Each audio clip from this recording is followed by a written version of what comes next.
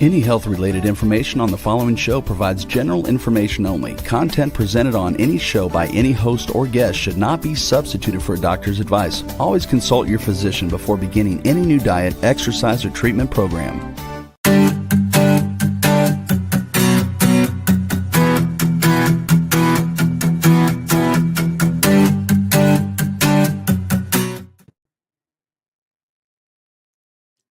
Hello, welcome to Love Your Body, Love Your Life. My name is Jenna. I am the host of the show, and I'm also the author of the book titled Love Your Body, Love Your Life, 52 Tips That Will Radically Change Your Health. You can find my book on Amazon and on barnesandnoble.com. And today I have a guest on with me. Her name's Krista Owen. She's a coach and also an author of a book titled 3 Things You Can Do Right Now to Start Healing Narcissistic Abuse. And I know abuse is a really kind of a strong word, and I was trying to think of what other word we could use in place of abuse, because I know it is a pretty powerful word, but I don't think there's another word to describe it. So if you're listening and tuning in because you saw the description, then you know about narcissism. And first of all, I'm sorry if you've gone through anything with a narcissistic situation or relationship, because I know firsthand how emotional it could be, and how tough and how hard, and how you could really lose yourself to that person. So anyways, so we're going to dive into all this juicy subject and get to the bottom of what you can do to heal from this kind of relationship dynamic. So let's bring Krista on. Hello. Hi. Hi. Welcome to the show. Thank you. Where are you located, Krista? Just out of curiosity. I live in Washington State, in Eastern Washington. Okay. Yeah. Okay. I didn't know that. I was like, I wonder where she's at. So are you same time frame as California? Yes. Yeah. Okay. Pacific. Yeah. Got it. Okay. I'm located in Orange County, California, Newport Beach. Ooh, nice. I know. I'm about, I don't know, an 8-minute drive from the beach. I used to be down the block. I used to live in Corona del Mar, which is a beach city.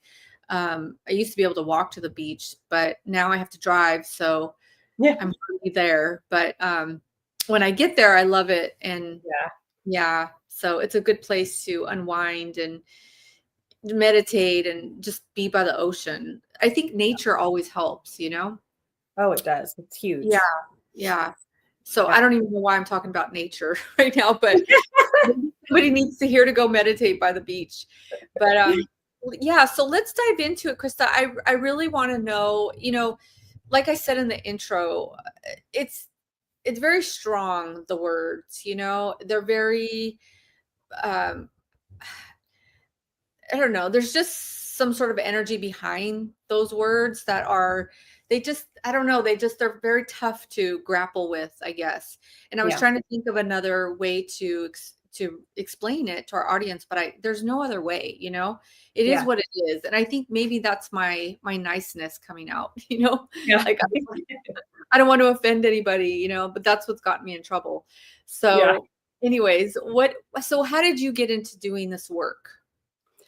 Yeah. So, unfortunately, I have a lifetime of personal experience, with narcissistic personality disorder. So, originally it would stem from my father. So growing up, I was, around that environment. I didn't know it at the time until, now, but, and then I had 2 marriages that were with narcissists. So, having a lifetime of experience, and after my second marriage ended, I didn't know anything about narcissism. And I went to a therapist, and after talking to her over a few sessions, she said to me, "You were abused." And it just hit me like a ton of bricks, because I never could correlate that with, I didn't know. I didn't know what I didn't know. And that really opened things up for me to learn about the disorder. What does it look like? I didn't want to make those same mistakes over and over again, like I had throughout my whole life. And I wanted to, after going through my own healing journey, I wanted to help other women who are kind of at the end stages either of the relationship, or they're just outside of the relationship. And they're at a point where they feel lost and are floundering on how to heal, because people don't understand, your friends, family, if they haven't been abused personally by a narcissist, they don't get it. And after a while, it's not like they say, "Oh, don't talk to me anymore about this," but I just wanted to talk about it because it was affecting me even post-divorce for a good 7 years. So into this path of wanting to help other women heal in a shorter time span than it took me, because I didn't have somebody coaching me through it. And I felt like there's definitely a need. There's research data that shows that 60 million women just in the United States have experienced or are experiencing this type of abuse. So there's a large number of women out there that are going through it. They may not recognize it as narcissism, or they're, researching and trying to figure it out. That's kind of where I come in and guide them through and educate them on what the disorder is, and then take them through different, modalities to help them on their healing journey. So yeah, I spent 15 years with my ex-husband, and by the end of it, finally, I had enough. You kind of get to that point. You're in a cycle. There's a cycle of abuse, and there's some trauma bonding there and some codependency in there. And so for women, especially when you have children together and just life in general, it's scary. It's scary to break free.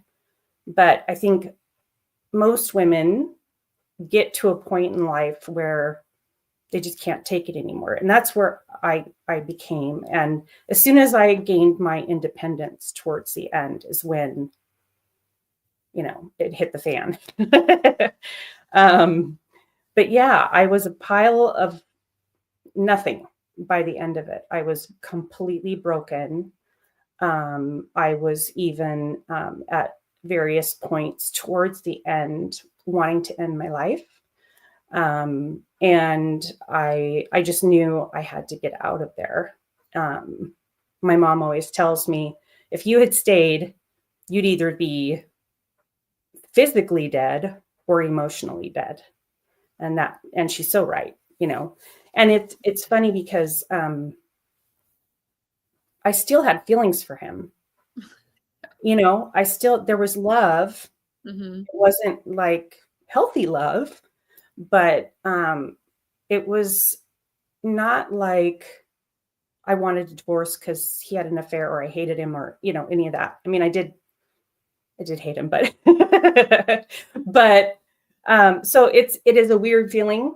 And you just have to get the courage and the strength, and to believe in yourself that there's more to life than this. Life is so short. And it's just sad that people live in these traumatic relationships, toxic relationships, and it doesn't have to be that way. Right. Yeah, that's my story in a nutshell. And I launched my coaching business. Yeah. Thank you for being vulnerable and sharing. I know that's a lot. Yeah. For the people listening, Krista, can we just define a little bit the personality disorder so people can understand? I understand when you say it's so hard to even recognize when you're in it. So can we just give some bullet points to what makes a person what deciphers whether they're narcissist or not? Right. You know what I'm saying? Yeah. I do. Yeah. So someone that has this disorder has either had trauma in their childhood, neglect, or they were put on a pedestal. They are very controlling, very manipulative. They have a high sense of self, this grandiose, I'm better than you. Covert narcissists and overt, they're one and the same, except with a covert, they're more subtle and a little bit more introverted with their tactics. And so it's hard for you to see them as what, for face value while you're in it, because it's just these little subtle things that they do and say to you over time. Really quick, I understand that, but do you have any examples for the women listening, or even the men, because women can be narcissists too? Yeah. Examples of the subtle manipulations. Right. So one of their biggest things is gaslighting. Is when they turn things around on you and make things your fault, or they convince you that it's your fault, or they put words in your mouth that you never said before, and they make you the villain in the story. Not taking accountability for their actions. Yes, they can't do that. They can't put a mirror in front of their face. It's too detrimental. Very few narcissists can do that and get help, because they don't ever take accountability or responsibility for their actions, and it's always someone else's fault. So they put themselves on this high pillar and have these high expectations of people, whether it's in a romantic relationship or if it's a family member. In the beginning, in relationship sense, there's another thing that's called love bombing. Love bombing is showering you with gifts, lots of grandiose compliments, and just really putting you up on a pedestal. It's like they're mirroring what you want and they give that to you. But it's just a ruse, because once that love bombing phase goes away, then the gaslighting begins. The demeaning behavior, putting you down in front of others. Another thing that they love to do is put roadblocks in your life with family and friends. Not all of them do that, but a lot of them will take that component away from you so that they can control and manipulate you. The other thing they love to do, it's called flying monkeys. Yes. I was just going to say that. Yeah. They will paint you in this horrible light to other people that don't, they see the charismatic person. They see the nice person. Everything that they see outwardly, outside the home, is this charming, awesome, great guy. And they convince those people that you're crazy. You're the problem. And I just want to for a second, just say something. So the person that is getting abused in the relationship will be the one that looks sick. Yes. They will be the one that has gotten an illness, or has lost a ton of weight Mhm. or has gained a lot of weight, either way, or they can't get it together in their life for whatever reason. They might be over emotional. The one that's getting abused will look like they're the one that has the problem. Right.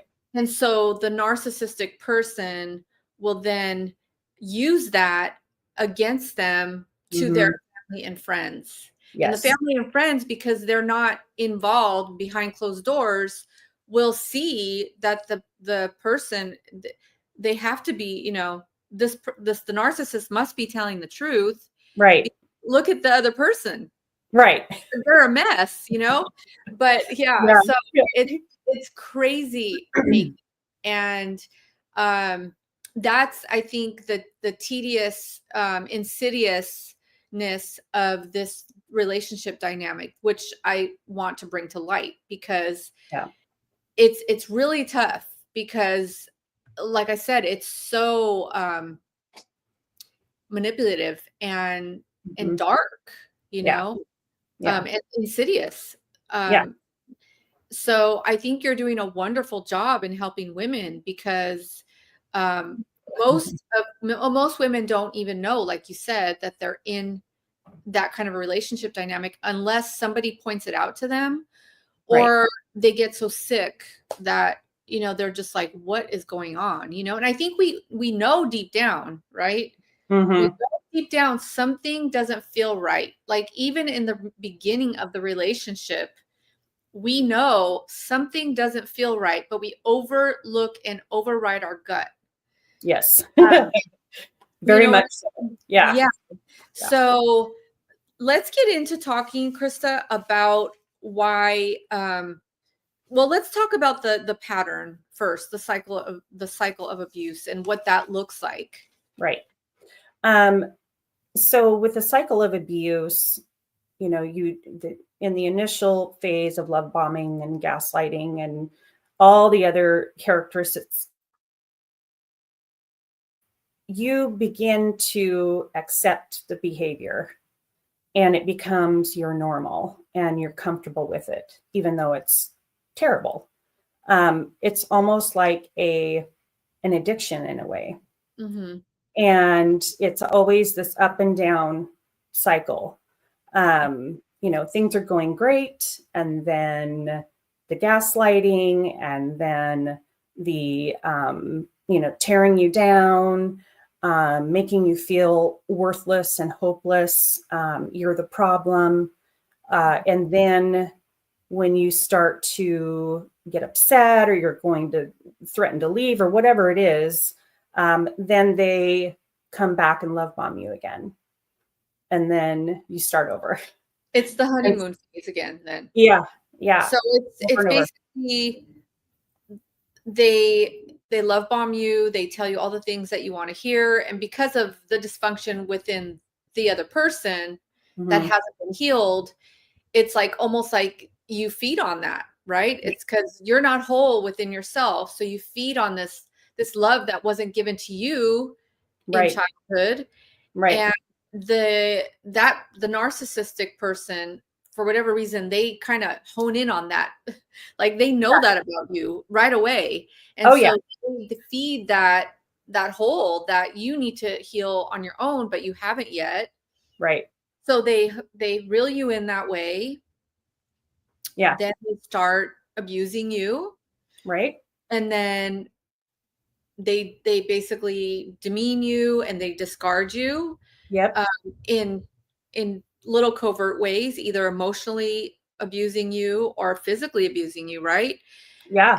And then you basically, say something, you get in a fight, the argument happens, whatever, and then they come back, oh, I'm sorry, this is never going to happen again, or whatever the thing is. And then the cycle starts all over again. And then you're in love again, and all's good, and the honeymoon stage, and everything feels good. And, oh, I believe he's not going to change, or she's not going to change. And then boom, it happens again. And then it happens again. Yeah. And you start to feel crazy inside. Yep. You know, you start to relate to that feeling. And so the cycle just continues and continues until you do something about it. Yeah. They love empaths. They target empaths, and empaths are very wonderful people, highly sensitive, very nurturing, caring, giving. And they prey upon people like that. I'm an empath because they know that they can manipulate and control. It's like a sixth sense. They go for people like that. They can't handle, you know, a type A personality. It just doesn't work. And that's sad. They know they can't control. Right. Yeah. And it's hard to admit that, because you know, when you're going through life, you want to feel like, okay, I'm strong and I'm a good person, and, you know, I love, and then you let someone like this into your life and you feel completely bamboozled. But you're not whole within yourself. You're not healthy enough inside, and you don't have that inner love or that inner respect for yourself, that you're just total prey. So yeah, they love empaths. They prey on them, they seek them out. And until you know exactly what NPD is, narcissistic, you know, personality disorder, it's hard to spot. You just get railroaded. It's a crazy dynamic. If anybody's listening and you feel like you might be in some sort of a toxic relationship dynamic, I highly recommend either getting a hold of Krista, or you can Google the relationship dynamic. And there's like something like 6 points, I think. Do you know about this, Krista? I think there's some, I don't know exactly, but there's 6 points where somebody can be diagnosed narcissistic personality disorder. And I don't know them offhand, but what I'm interested in talking about is, I don't understand what is the deal about what you said. Like, you know, like you finally leave the person, you know, in your gut they're not right for you. But it's like, why do you still crave them? Why do you, let's get into that. Why do you still like miss them or want to be with them? Or, you know, it's like crazy. It's like, it is. And it's even harder when you have children together, because you have to co-parent. And until they're 18 and older, you've got to deal with this person. But I think that women who are in these types of relationships, and when it ends, it's like almost like a detox. They still have cravings of wanting to be accepted, wanting to be loved, and that is their closest role model to that. Not a good role model. And they're so used to having that in their lives. So when it's gone, you flounder. You're like, I don't know what to do with myself. And then you think, okay, maybe things will change if I'm better at this or that. And I mean, it's a tape loop in your head. And like in my own situation, I'll give you an example of the flying monkeys. We have a son together, and he was big in football and sports. And I had a group of women that were my friends, and our boys played together. And then my ex-husband and his girlfriend at the time, they're married now, would be there, of course, watching him play. And over, I don't know, about a year or two, they kind of just slid right in there, and started getting invited to things. And I tried to tell these ladies, you know, this person has abused me, and it's very toxic for me. And I couldn't understand it because they were turning their back on me. I became the outcast. Oh, And I know it was so hard. And we were still kind of friends, but they started seeing me as the crazy one. yeah. And I would try to tell them, this is why, and they just didn't get it. And so when you were saying earlier how we look like the crazy ones, it's true. I used alcohol, like I drank excessively towards the end of my marriage and after to self-medicate, prescription drugs. I mean, it was just anything I could do to just numb myself because I was just so destroyed. Oh, wow. Yeah. I got sober almost 7 years ago. Okay. So Congratulations. thank you. That's good. Yeah. And I'll tell you, when I did that, things changed. I started getting better and being more aware and cognizant of what was happening. And I think a lot of people do that. They self-medicate to get through the abuse and through the pain. But I think that the reason we still crave them is because we've had that in our lives for so long that being outside of it feels foreign to you and icky and painful, and there's fear involved. Am I going to make it? How am I going to do this? So lots of things play into that. And some women like myself go back and forth, until again that you just can't take it anymore. Yeah. So I think that's the reason is, and a lot of times the narcissist, because they need their ego boosted, they feed off of it. They're like a parasite. They have to have that constant recognition and adoration and put them up on a pedestal kind of a thing, that they give you little nuggets. They play with your emotions. So until you sever that tie, Yeah. it's hard to get away from it. It really is. Yeah. Yeah. 100% agree. And would you say, Krista, that our brain gets addicted to the high, to the cycle of the high, right? Yep. Am I right to say that? Yeah. It's part of the cycle of abuse. Like I mentioned, it's almost like a drug. Yeah. And when it's gone, just like if you were to quit drinking or drugging or whatever you're doing, smoking or gambling, you go through withdrawal. Yeah. And and it's your chemical imbalance in your brain. Just like if you were to take a drink, you get the dopamine rush. Yes. And that's what gets you in trouble in a narcissistic relationship, because you become dependent on that.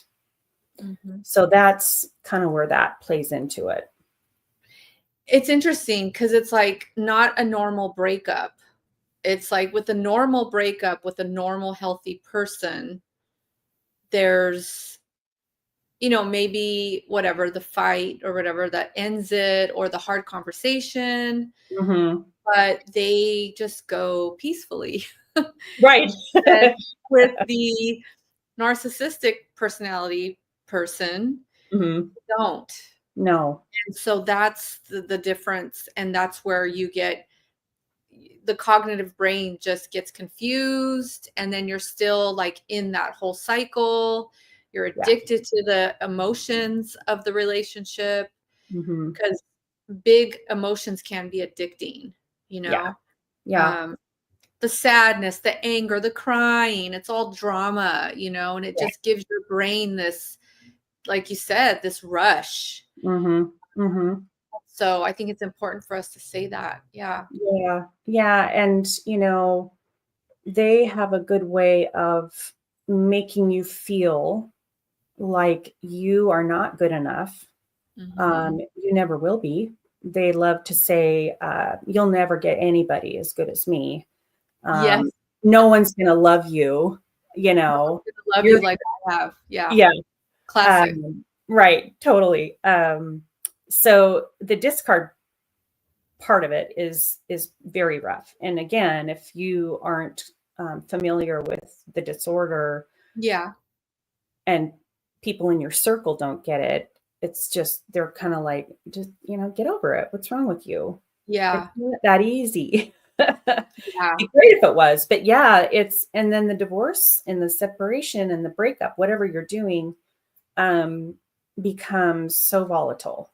Yeah. And gaslighting, big time. I mean, when you say confusion, big time. They can manipulate decisions. They make threats.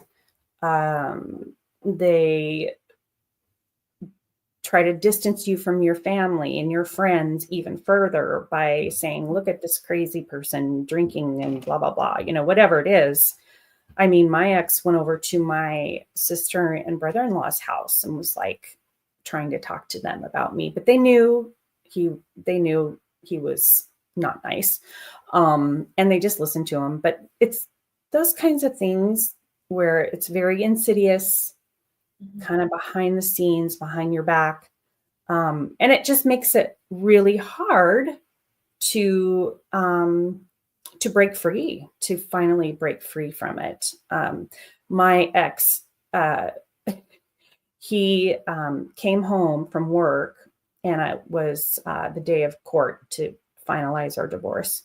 He brought me a card with roses on it and said, "Oh, you were the best wife ever. I love being married to you." And I'm just like, where was this guy a long time ago, And he talked me out. That's part of the manipulation. Yeah. And he did. He talked me out of going. Wow. I had to reschedule. The following Monday was a holiday, so it was 2 weeks out. And he sat across from me at the table and was like, "Don't do it. Please don't do it. Don't do this to us." And I just, for me, I have faith. God's in my life. And I heard him, go, just go. And I did. And I finalized it. And I knew it was an intervention because I wasn't strong enough yet on my own to make that decision. So it takes a lot of courage, a lot of strength, and then, fake it till you make it. I mean, you've just got to get yourself out of it. Yeah. However you can do that. And you have to be careful. Like, I'm a coach. I'm not a licensed therapist. And if it's at a point where there's, lots of physical abuse as well as emotional, when someone leaves the relationship, that's when it can be most dangerous. Yeah. So you really have to do it right. Initially, I did go to a therapist. However, I feel like therapy can only take you so far in narcissistic recovery. For sure. Let's get to, there's some questions and I want to get to them. Okay. So Kevin asked, can you be one and not know you are one? Yes. The short answer, yes. The problem is that people with this disorder, they don't think they are. I mean, I used to tell my ex that he was a narcissist and he would laugh like, whatever, no, I'm not.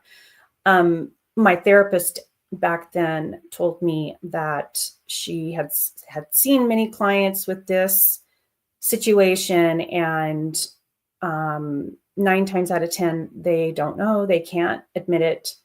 And if they do, they can get suicidal. I mean, it's that detrimental. They're very insecure. They're insecure people, even though on the outside they look strong and, courageous, successful, whatever it is, there's an emptiness inside. and they constantly need that feed of approval, recognition. They like an overt narcissist. They are very grandiose, and they show off their wealth, or they show off in front of other people, look at me. And with covert, again, it's very insidious and just kind of subtle, and they're kind of more introvert. But you can have it and not know. And it takes a lot of courage for a narcissist to look at themselves truthfully and actually go in and say, hey, I think there's something wrong. Yeah. But I will say that I'm not, how do I say, I feel like I'm in the camp of believing that they do know when they're manipulating. Like, I don't feel like they're healthy enough to say, hey, I have a disorder. Right.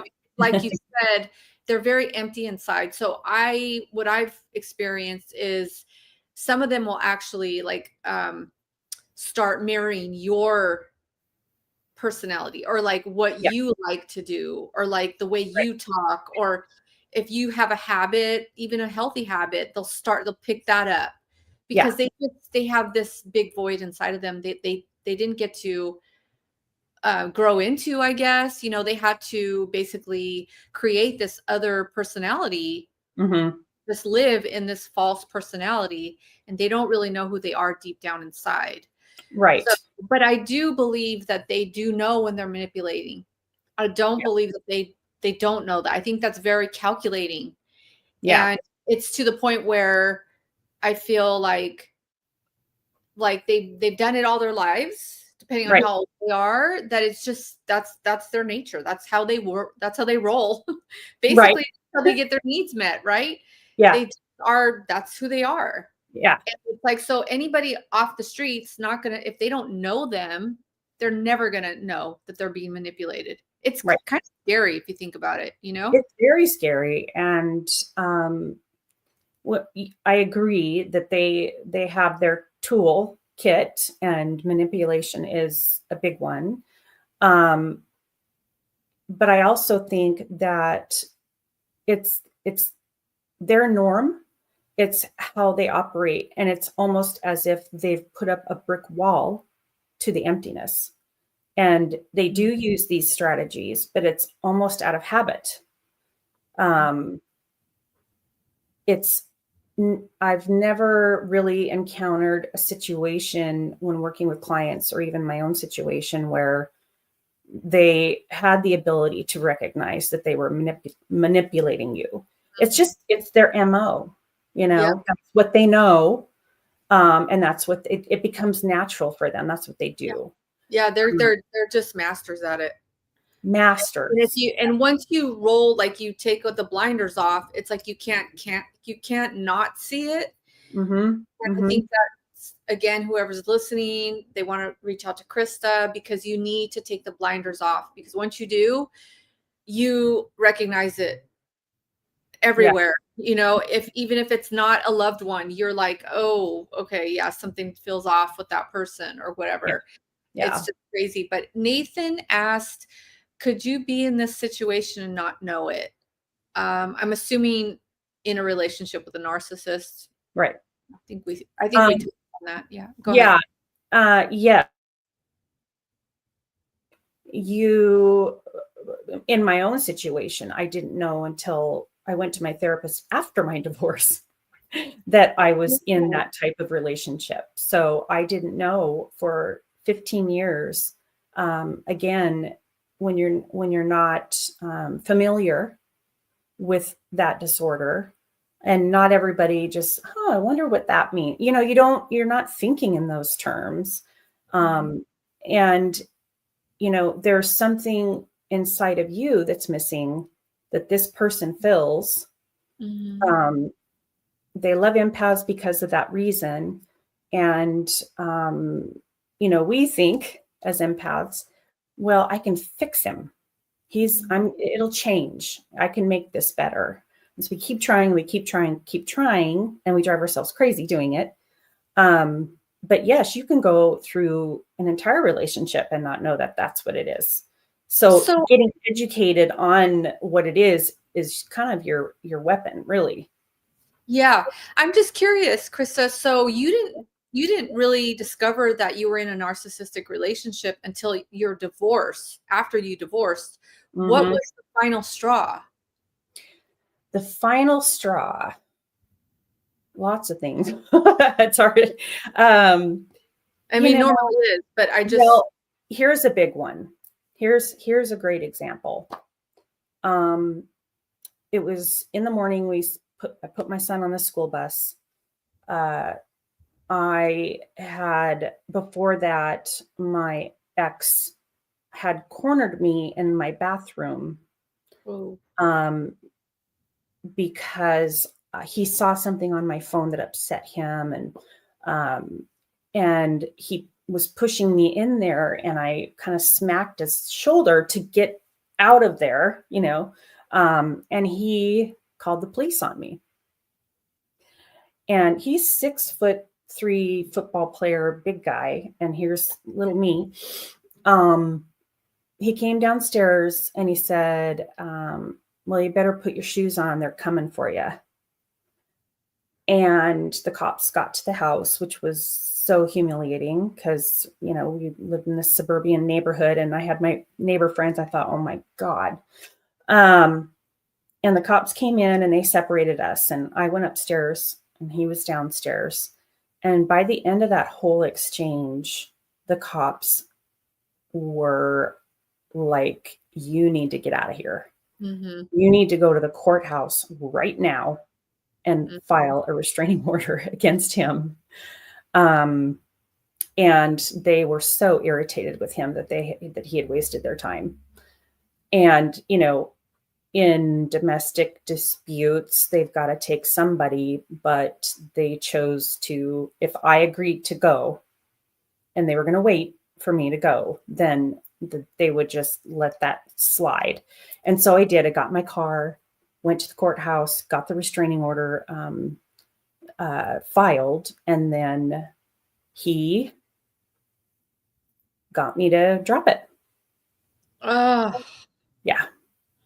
He was like, just think of the children, think of the boys, and you don't want to do this. You don't want this on our record. And I mean, he was just, the manipulation and twisting things. And, and I did. I went to the courthouse and the judge said, case, blah, blah, blah. And I said, I want to withdraw. And I felt like an idiot. I was really disappointed in myself. But that's what they do. They can make you do things against your will, against any kind of principle or value that you have. So that was one of the big catalysts towards it. And just the controlling the money. I couldn't travel with friends. He would travel all the time. He bought his toys. I couldn't have anything. I bought my son items at Target for his dorm room at college, and he got mad at me for that. I mean, I couldn't think for myself. I had no identity left. And I finally recognized that in myself. I was just, that year before, I'd been in the ER 8 times. I was constantly sick. Yeah. And I just finally hit that point, I need to change this. So that, it was a culmination of a lot of different factors that got me there. I think I'm frozen, actually. I think so too. Oh my gosh. Well, I'm glad you got out of that, Yeah. It was heading nowhere fast, and I needed to, and as hard as it was to heal and recover and go through everything that I went through, financially and everything, it was better than staying in that marriage. Yeah. Way better. Yeah. And then here's another point I want to make for people that have left, she's saying move your mouse around. I know I'm supposed to, I'm trying to move my mouse around. I'm around and it's not there. It's not happening. Oh shoot. But we can hear each other. Okay. Okay. Well, let's just wrap up. Okay. Thank you again for coming on the show. I hope you guys can hear me. I know I'm frozen, but Krista, just where can people find you? This is about narcissistic abuse, you guys. It's a pretty deep conversation and nothing to take lightly. If you are in it and you feel like you need support, Krista obviously is an expert. She's written a book and she's a coach. Where can people find you? You can go to my website, which is freeofnarcissisticabuse.com. I am on Instagram as well, free of narcissistic abuse with underscore in between each word. Mm-hmm. They can do it that way. You can email me at kristalynnowen@gmail.com, which is KRISTALYNOWEN@gmail.com. Yeah, I offer one-on-one coaching. I've got a group webinar coming up pretty soon here that you can attend. I do lots of different modalities. One is mind movies, and I instill brainwave entrainment in that. It's a way to change the synapses and the wiring in your brain for new pathways to create a better version of yourself and get rid of those past those past anchors that are keeping and holding you back. Yeah. Journaling, meditating, exercise, friends, just getting yourself out there. I mean, there's so many different things that we do in sessions. But yeah, that's where you would find me, is freeofnarcissisticabuse.com. You can contact me there or email me. Thank you so much. Yeah, thank you. Being vulnerable and talking about your story and helping women. We all need support. So yeah, we do. You're doing some great work in the world. So thank you. Thank you. Yeah. Take care. Okay. Bye. All right, you guys, I hope you got something out of this show.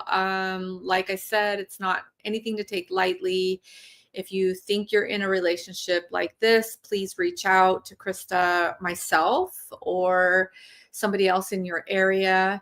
And as always, take good care of yourself.